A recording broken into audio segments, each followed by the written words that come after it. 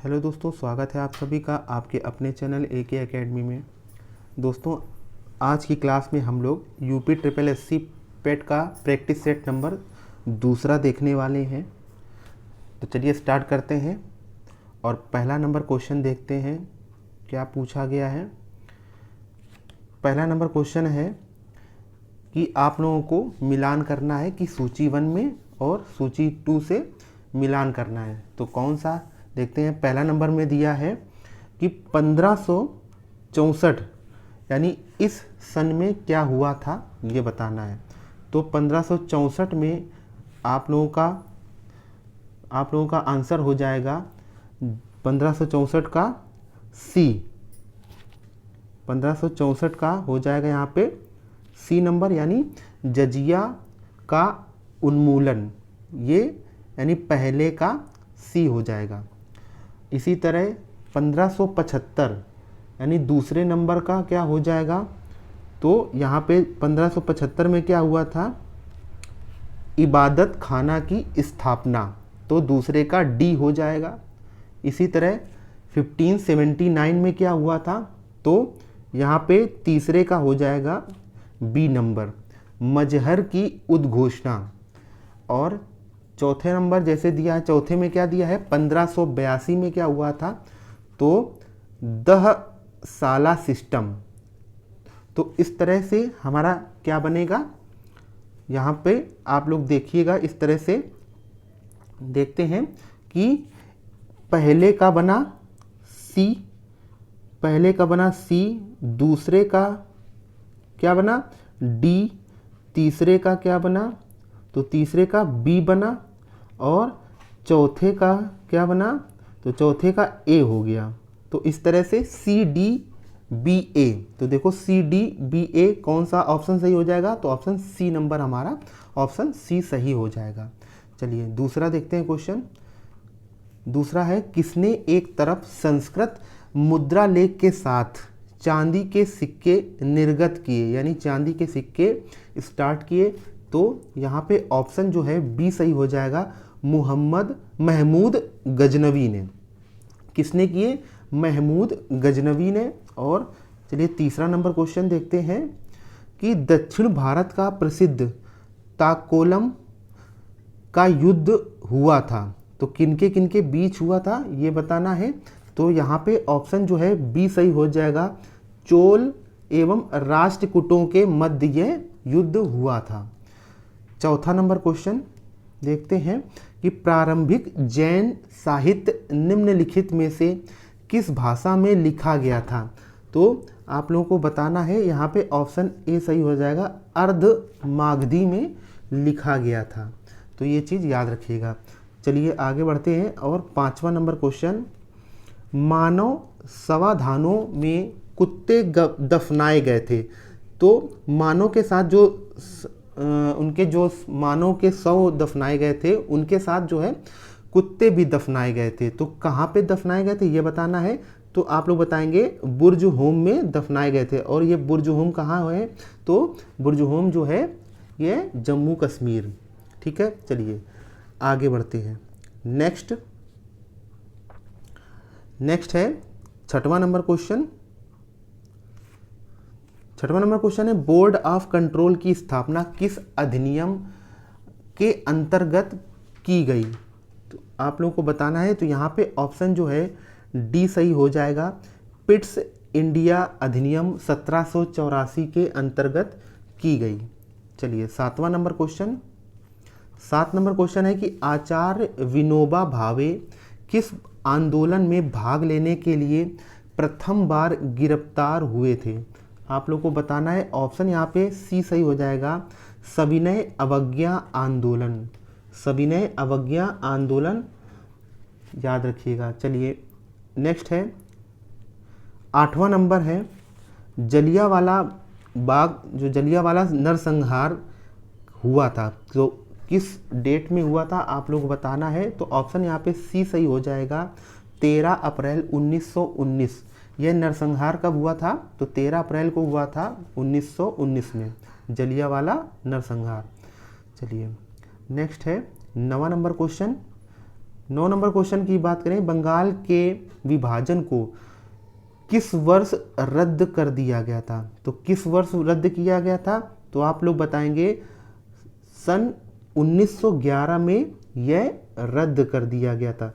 Date अगर पूछता है तो आप लोग बताएंगे कि डेट जो है 12 दिसंबर 1911 में, यह यहाँ पे 12 दिसंबर याद रखिएगा, 12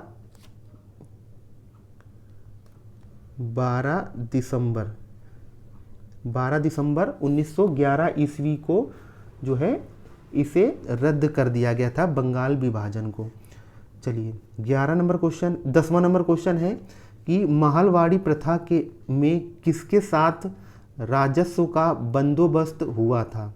तो यहाँ पे ऑप्शन कौन सा सही हो जाएगा? ऑप्शन यहाँ पे डी नंबर सही हो जाएगा। किसके साथ हुआ था?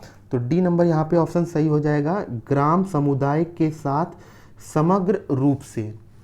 चलिए नेक्स्ट है 11 नंबर क्वेश्चन है कि अपवाह क्षेत्र की दृष्टि से जो विश्व की सबसे लंबी नदी है वह है कौन सी? तो विश्व की सबसे लंबी नदी, तो यहाँ पे ऑप्शन जो है बी सही हो जाएगा, अमेजन विश्व की सबसे विशाल और लंबी नदी है, यानी बड़ी है। और नील नदी के बाद दूसरी, यानी जो नील नदी है इसके बाद जो है दूसरी सबसे लंबी नदी है।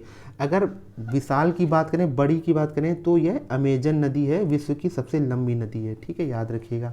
तो यहाँ पे ऑप्शन बी सही हो जाएगा, यानी अमेजन विश्व की सबसे विशाल और नील नदी के बाद दूसरी सबसे लंबी नदी है, किंतु क्षेत्रफल और बहाव के अनुसार विश्व की सबसे बड़ी नदी अमेजन नदी है। तो याद रखिएगा, क्षेत्रफल में ये बड़ी है और बहाव के अनुसार जो है विश्व की सबसे बड़ी नदी है। तो याद रखिएगा कि अमेजन नदी जो है क्षेत्रफल के हिसाब से सबसे बड़ी लंबी नदी है। ठीक है, चलिए 12 नंबर क्वेश्चन है,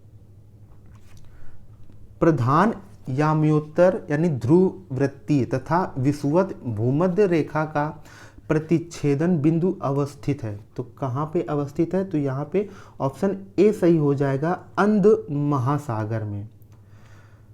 नेक्स्ट है 3रा नंबर क्वेश्चन कि तमिलनाडु में मानसून के सामान्य महीने कौन से हैं? तो तमिलनाडु में आप लोगों को मानसून के सामान्य महीने बताने हैं। तो यहाँ पे ऑप्शन डी सही हो जाएगा, नवंबर से दिसंबर। याद रखिएगा, नवंबर से दिसंबर।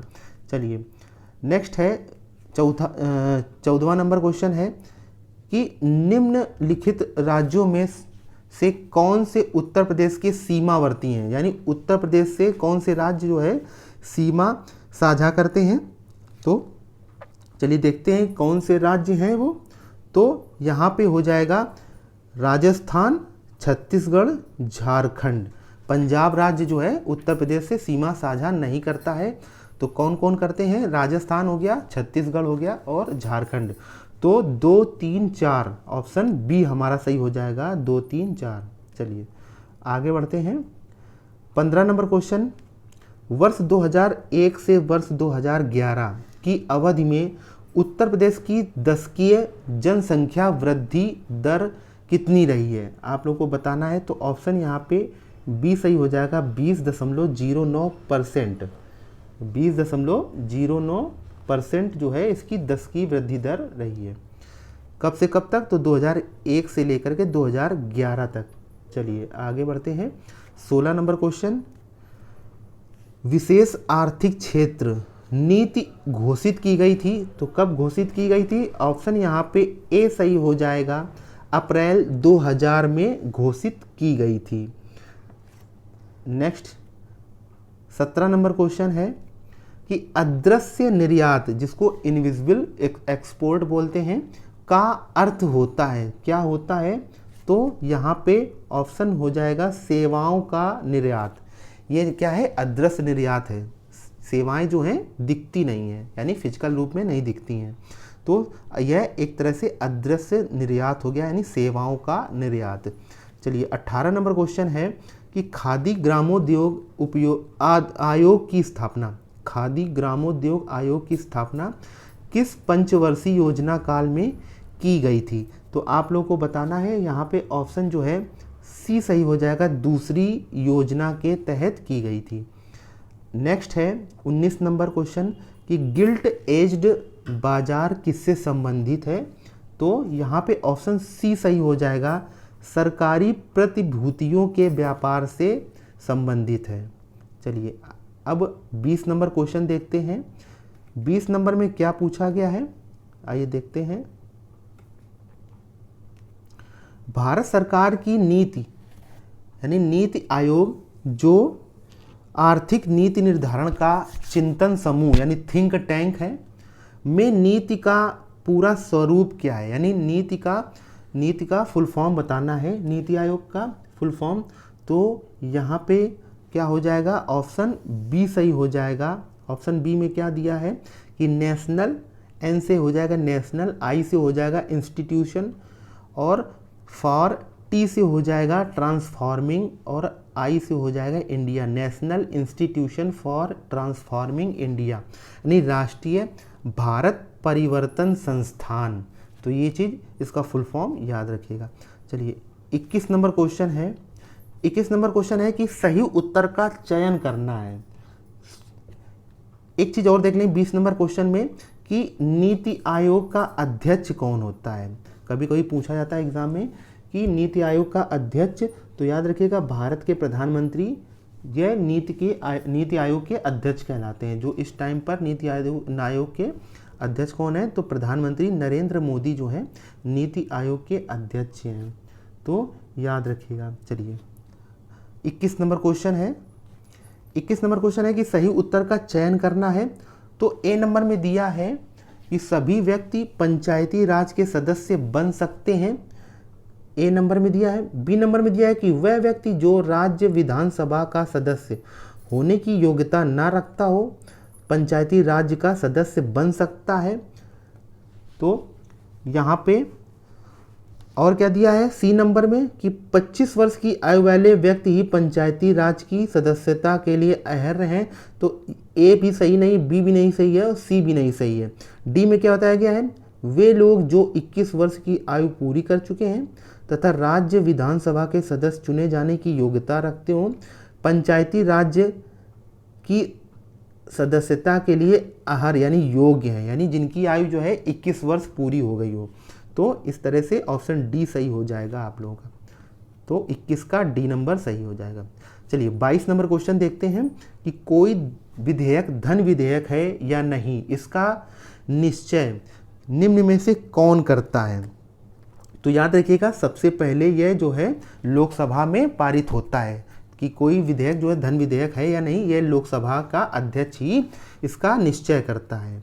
चलिए तो ऑप्शन डी यहाँ पे सही हो जाएगा। अगला है 23 नंबर कि बिना अनुमति के कितने दिन संसद में अनुपस्थित रहने पर किसी सांसद को अयोग्य घोषित किया जा सकता है।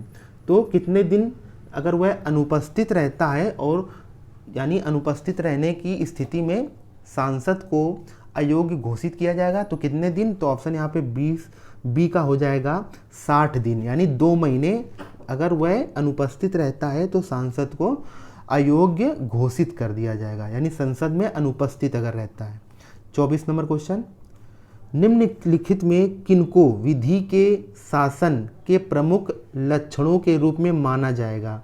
तो इनके लक्षण बताने एक तरह से, तो यहाँ पे ऑप्शन जो है एक एक करके पहले देख लेते हैं। 1 नंबर में दिया है शक्तियों का परिसीमन, बी नंबर दूसरा नंबर दिया है विधि के समझ समता, ये भी ठीक है। तीसरा नंबर दिया है कि सरकार के प्रति जन उत्तरदायित्व, ये नहीं सही है। चौथा नंबर दिया है स्वतंत्रता और नागरिक अधिकार, तो ये 1 2 4 ये आपका ऑप्शन सी सही हो जाएगा। आगे बढ़ते हैं और 25 नंबर क्वेश्चन देखा जाए कि भारतीय संविधान इनमें से किसका सर्वाधिक ऋणी है, आप लोगों को बताना है। तो यहाँ से ऑप्शन जो है सी सही हो जाएगा, भारत शासन अधिनियम 1935। तो याद रखिएगा भारत जो है भारतीय संविधान किसका ऋणी है, तो भारत शासन अधिनियम 1935 का सर्वाधिक ऋणी है। और यहाँ पे याद रखिएगा ये ऑप्शन सी सही हो जाएगा। चलिए 26 नंबर क्वेश्चन देखते हैं कि रक्त होता है, क्या पूछा गया है कि रक्त होता है तो क्या होता है, तो याद रखिएगा एक संयोजी ऊतक होता है। रक्त जो है एक संयोजी ऊतक होता है। 27 नंबर क्वेश्चन है कि निम्नलिखित जंतुओं में से किसमें 3 प्रकोष्ठ वाला हृदय होता है, तो ऐसा कौन सा जंतु है, तो याद रखिएगा ऑप्शन यहाँ पे डी हो जाएगा मेंढक। मेंढक जो है इसमें जो है 3 प्रकोष्ठ वाला हृदय होता है, ये चीज़ याद रखिएगा। आगे बढ़ते हैं और 28 नंबर क्वेश्चन देखते हैं कि भारी जल है एक, तो भारी जल क्या है आप लोगों को बताना है। तो ऑप्शन यहाँ पे जो है भारी जल का सूत्र होता है D2O।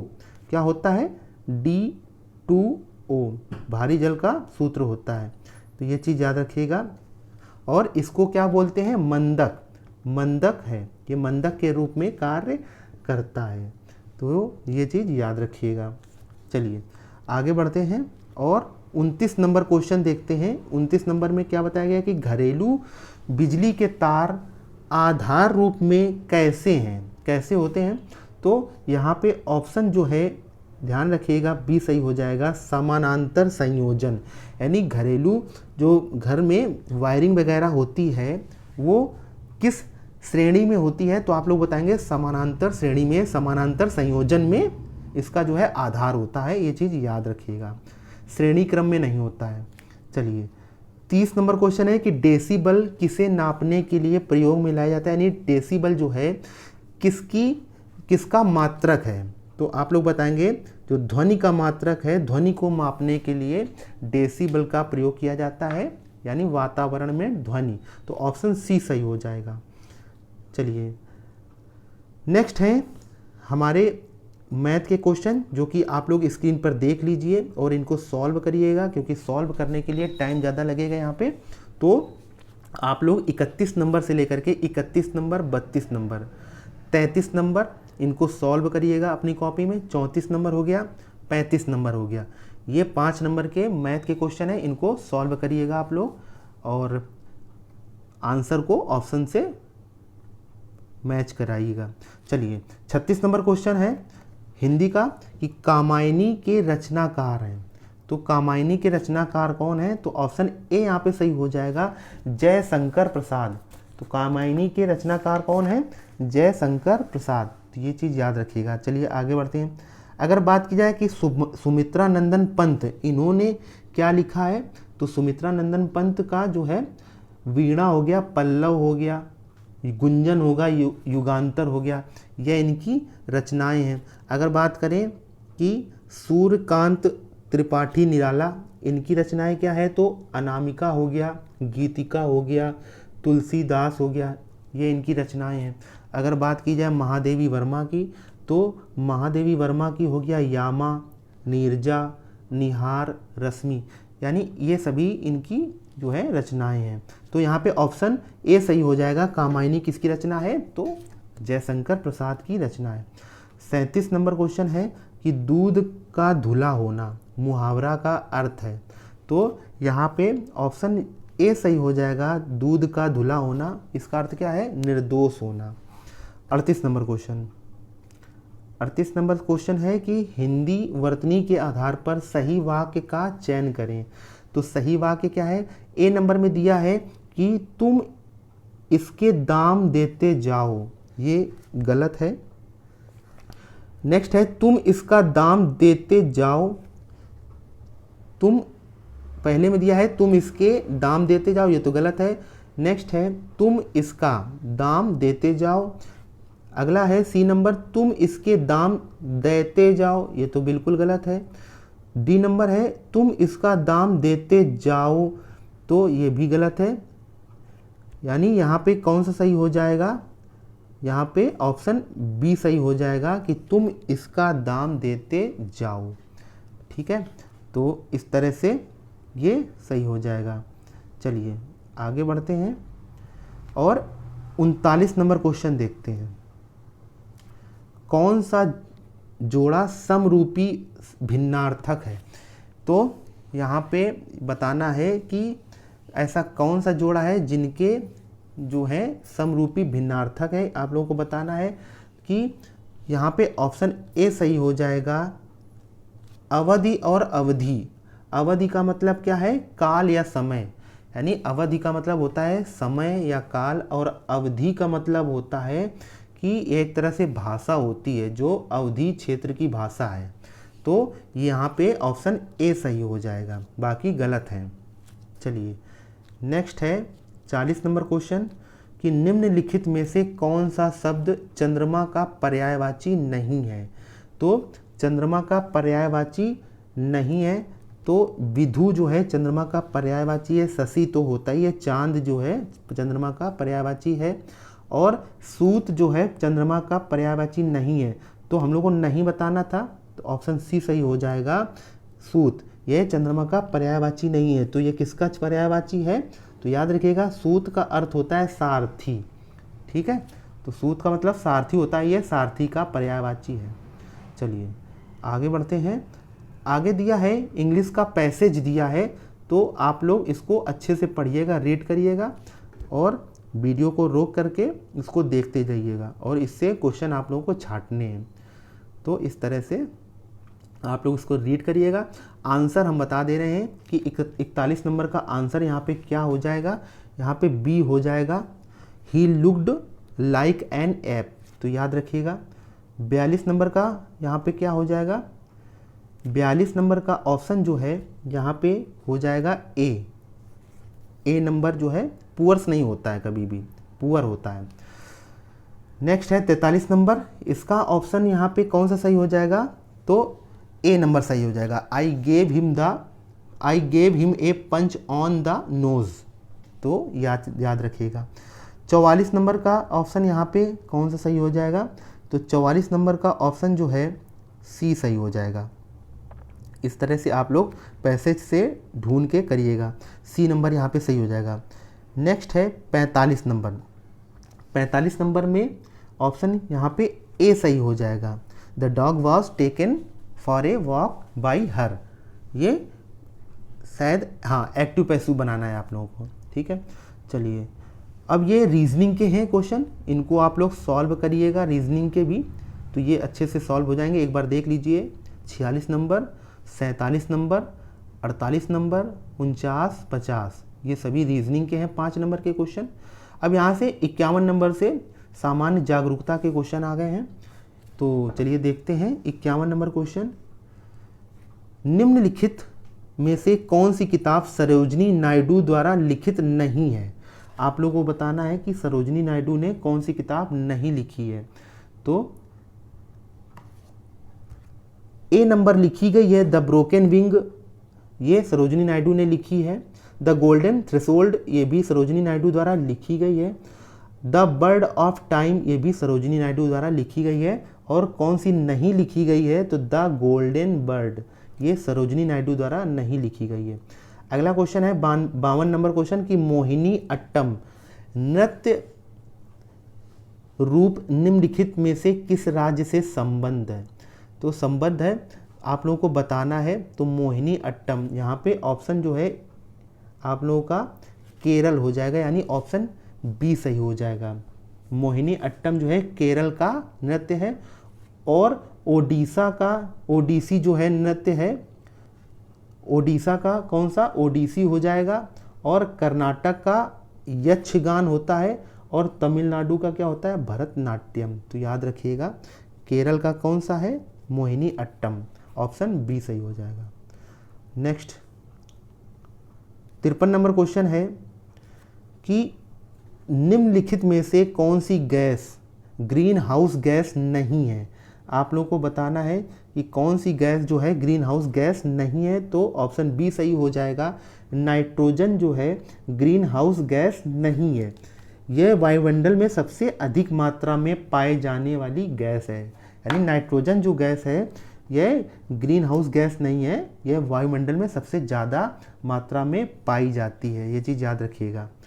आगे बढ़ते हैं, पारितंत्र के 2 मूल घटक बताने हैं। 54 नंबर क्वेश्चन में पूछा है कि पारितंत्र का जो जिसको बोलते हैं इकोसिस्टम। इकोसिस्टम इसका जो है मूल 2 घटक बताने हैं, तो आप लोग याद रखिएगा ऑप्शन बी सही हो जाएगा। जीवी और अजीवी यानी जैविक और अजैविक, ये 2 इसके मूल घटक हैं। ऑप्शन बी सही हो जाएगा। पोर्ट ब्लेयर की राजधानी बतानी है, तो पोर्ट ब्लेयर जो है किसकी राजधानी है? पोर्ट ब्लेयर जो है किसकी राजधानी है? तो ऑप्शन यहाँ पे ए सही हो जाएगा। अंडमान और निकोबार द्वीप समूह की राजधानी है पोर्ट ब्लेयर। चलिए आगे बढ़ते हैं और 56 नंबर क्वेश्चन देखते हैं कि निम्नलिखित में से कौन सी भूमि किसी भी देश के स्वामित्व में नहीं है? ऐसी कौन सी भूमि है? तो इम्पोर्टेंट क्वेश्चन है, तो याद रखिएगा ऑप्शन बी सही हो जाएगा। अंटार्कटिका जो है ये ऐसी भूमि है, इसकी ऐसी भूमि है जो किसी भी देश के स्वामित्व में नहीं है, ये चीज़ याद रखिएगा।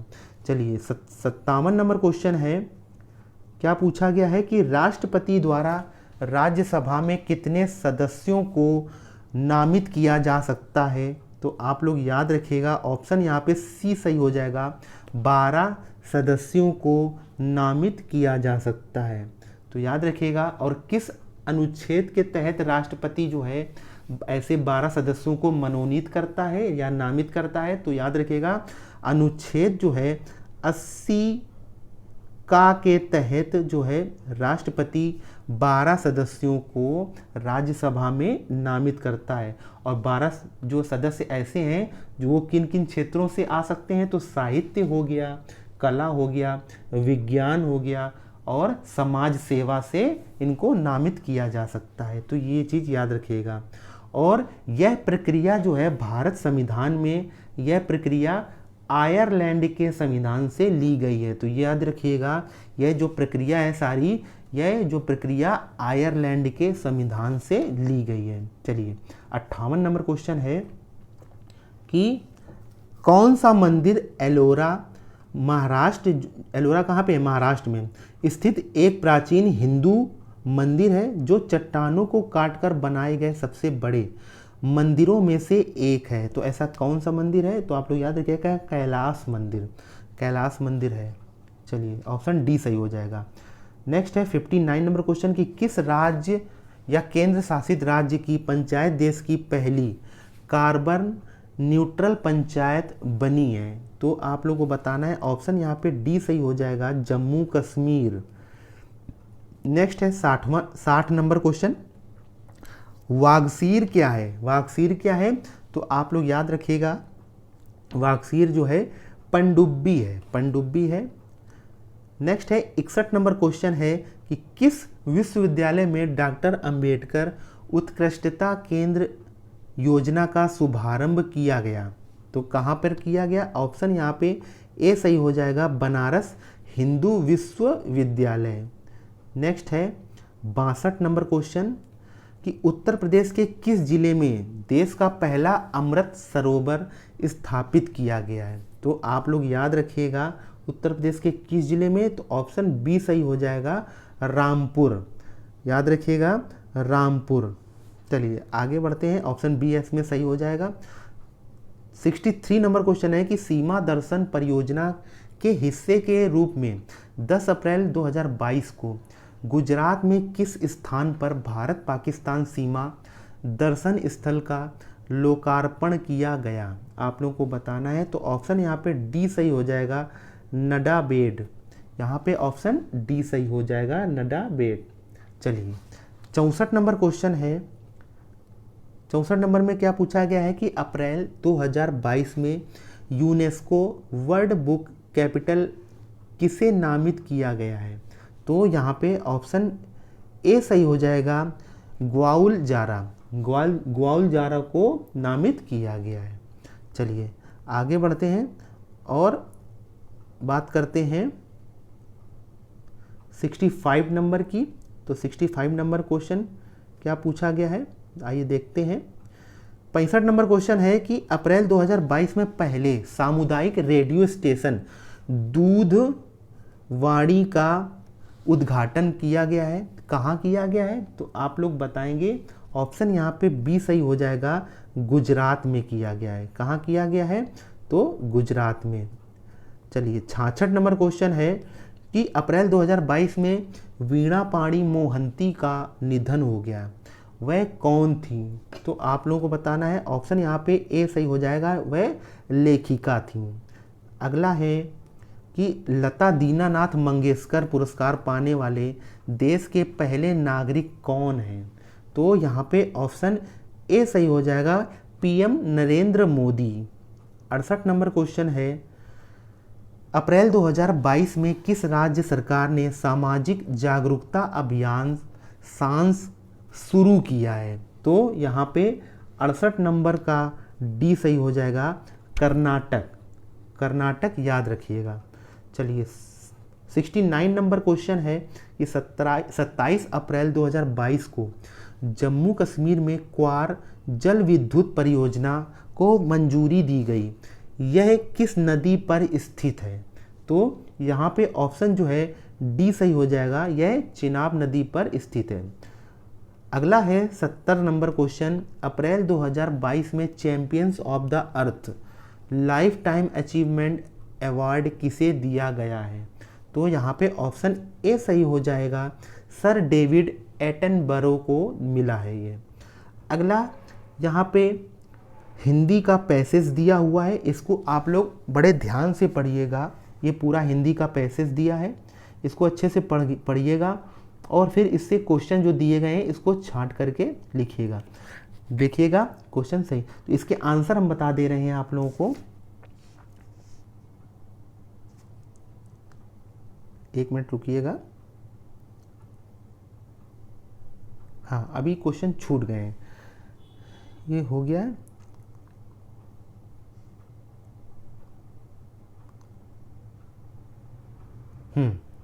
अब आया। तो हिंदी के जो क्वेश्चन दिए हैं इसमें आप लोगों को छांट के लिखने हैं, यानी आप लोगों को हिंदी का, एक मिनट रुकिएगा, 70 हो गया और फिर 71 हो गया। हाँ, यहाँ से है।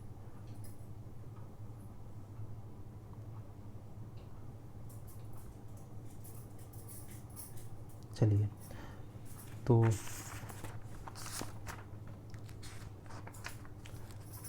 एक मिनट रुकिएगा, कहीं गड़बड़ तो नहीं हो रहा है। हाँ, अब ये जो है पैसेज दिया है हिंदी का, इसमें आप लोगों को छांट के क्वेश्चन करने हैं। तो इसमें बता दिया जा रहा है आपको इसका आंसर क्या होगा। तो 71 नंबर का पूछा गया है, रविंद्रनाथ टैगोर का जन्म कब और कहाँ हुआ था? तो ये पैसेज में इसका आंसर दिया है और इसका जो है आप लोगों को बता दिया जा रहा है कि आंसर इसका क्या होगा। तो आइए देख लेते हैं इसका आंसर। तो यहाँ पे ए नंबर सही हो जाएगा, 7 मई 1861 में कलकत्ता में हुआ था। ये सभी आंसर आपके पैसेज में दिए हुए हैं, तो पैसेज को अच्छे से पढ़ के इसको टिक करिएगा। 72 नंबर क्वेश्चन है कि उनके पिता कौन से समाज के नेता थे? तो यहाँ पे ऑप्शन ए सही हो जाएगा, ब्रह्म समाज के नेता थे। नेक्स्ट है 73, जन गण मन राष्ट्रगान के रचनाकार कौन है? तो आप लोग जानते हैं रविंद्रनाथ टैगोर, इसको पढ़ने की भी जरूरत नहीं है पैसेज में। नेक्स्ट है कि नाइटहुड की उपाधि रविंद्रनाथ ने क्यों लौटाई थी? तो यहाँ पे ऑप्शन बी सही हो जाएगा, जलियांवाला बाग हत्याकांड के विरोध में लौटाई थी। तो ये सभी जो है आप लोगों को पैसेज में मिलेगा, आप लोग अच्छे से पढ़िएगा। देख लीजिए 75 नंबर क्वेश्चन है कि रविन्द्रनाथ टैगोर की कौन सी रचना को नोबेल पुरस्कार प्राप्त हुआ है? तो ऑप्शन यहाँ पे डी सही हो जाएगा, इम्पॉर्टेंट है, गीतांजलि। तो ये सभी जो है क्वेश्चन आप लोगों को पैसेज में पढ़ेंगे आप लोग, तो इसके आंसर मिल जाएंगे। दूसरा पैसेज दिया है, दूसरा पैसेज अच्छे से देख लीजिए, जो हिंदी का है दूसरा पैसेज यहाँ से स्टार्ट हो रहा है, इसको पढ़िए अच्छे से और इसके आंसर बता दे रहे हैं। 76 नंबर का क्वेश्चन आंसर है कि कार्य के संदर्भ में मोबाइल फ़ोन की उपयोगिता है। तो इसका यहाँ पे आंसर कौन सा सही हो जाएगा? 76 का ए नंबर सही हो जाएगा, कहीं भी रहकर कार्य पूर्ण कर सकना। 77 नंबर क्वेश्चन है, मोबाइल फ़ोन जहाँ सुखद है वहीं, तो यहाँ पे सी नंबर इसका सही हो जाएगा। 78 नंबर क्वेश्चन, व्यवस्थिता की स्थिति में मोबाइल फ़ोन का कारण हो जाता है। क्या हो जाता है? तो 78 का डी, ये आंसर आप लोगों का सही हो जाएगा। तो इनको अच्छे से देख लीजिएगा। 79 नंबर का आप लोगों का 79 नंबर, इसका भी जो है डी सही हो जाएगा, यानी गद्यांश का शीर्षक पूछा है तो मोबाइल फ़ोन के बारे में बताया जा रहा है, यही इसका शीर्षक हो जाएगा। 80 नंबर क्वेश्चन है कि मोबाइल फ़ोन के प्रयोग में सावधानी बरतने से क्या होगा। तो यादें आप लोग जानते हैं लाभ ही होगा, हानि तो होगी नहीं। इस तरह से ये हिंदी के पैसेज दो 5-5 नंबर के दो आए थे, तो इनको जो है अच्छे से आप लोग पढ़ेंगे और इसमें इनके आंसर भी छांट लेंगे। अगला है मैथ का, जो कि तालिका दी गई है, तो तालिका आप लोग अच्छे से देख लीजिए और इनको सॉल्व भी करते जाइएगा। तो 81 नंबर से तालिका स्टार्ट हो रही है और ये तालिका को अच्छे से आप लोग देख लीजिएगा। ये तालिका दी गई है 81 नंबर, 82 नंबर, 83, 84 और 85, ये 5 नंबर की तालिका है। फिर जो है कुछ आंकड़े दिए गए हैं 86 नंबर से क्वेश्चन में, और इन आंकड़ों को देख लीजिए आप लोग और इनको अच्छे से सॉल्व करिएगा। तो आंकड़े दिए गए हैं और इनके जो है क्वेश्चन, एक मिनट रुकिएगा, ये आंकड़े दिए गए हैं और इसी में ये ग्राफ भी दिया गया है। तो 86 नंबर, 87 नंबर, 88 नंबर, 89 और 90, इनको आप लोग यहाँ से सॉल्व कर लीजिएगा। फिर ये जो है बार ग्राफ दिया गया है, तो बार ग्राफ को अच्छे से देख लीजिए और इसको भी सॉल्व करते रहिएगा। तो 91 नंबर, 92 नंबर सॉल्व हो जाएगा, 93, 94, 95, इस तरह से ये सॉल्व हो जाएगा। अब यहाँ से बार डायग्राम भी दिया है, तो बार डायग्राम में इसको भी आप लोग सॉल्व कर लीजिएगा, ये देख लीजिए अच्छे से ये। और 96 नंबर, 97 नंबर, 98 नंबर, 99 और 100, तो इस तरह से 20 नंबर का जो मैथ है हमारी, ये भी सॉल्व कर लेंगे आप लोग। तो यहाँ से जो है प्रैक्टिस सेट नंबर दूसरा समाप्त होता है। अगर क्वेश्चन अच्छे लगे हों तो क्लास को लाइक भी करिए और ज़्यादा से ज़्यादा शेयर भी करते रहिएगा।